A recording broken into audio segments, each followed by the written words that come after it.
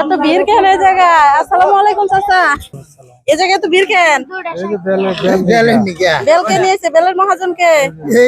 দেখি বেলের মহাজনকে এত ভিড় লাগাইছে কেন এই জায়গায়? দেখি কে বলে দিছে দামটা?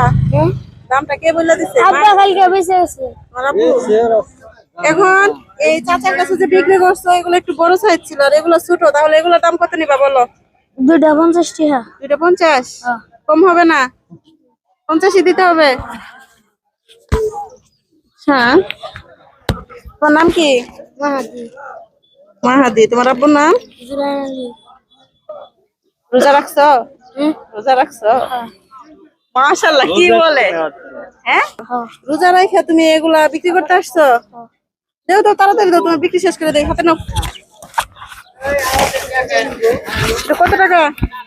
এটা কত টাকা দিবা? এটা 50 টাকা। 50 টাকা? এর দাম পাইছো? সঠিক দাম পাইছো? দেখ না, দেখ, হাতে নাও। তুমি যখন রোজা রাখছো আমি চলে আসছি আজকে এই বাজারে, চলো তোমার জন্য কিছু আছে। তো বেলের দাম তো আমি দিছি, তাই না? তো তাহলে তোমাকে এখান থেকে ইফতার নিয়ে দিই। রোজা যখন রাখছো আমি নিয়ে দিতেছি।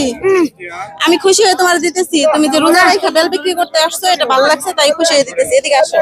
তো আমি এই জায়গায় চলে আসছি যে বেল কেনার জন্য। ছোট ভাইয়ার হাত থেকে আমি বেল কিনে নিছি। তারপরে আমি ভাইয়ার নিজের মুখে বললো যে রোজা আছে, তো আমি এর জন্য তার কাছে চলে আসছি তাকে নিয়ে এই ইফতার নেওয়ার জন্য। দোকানের মহাজনকে? তুমি মহাজন? আলহামদুলিল্লাহ। তো বেচাকিনি কেমন হচ্ছে রমজান উপলক্ষে? আলহামদুলিল্লাহ। যাই হোক, তাহলে আমাকে ইফতার দাও একজন পরিবারের জন্য।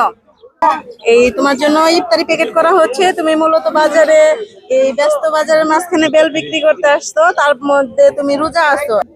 ইফতারের দামটা রাখেন। তো মূলত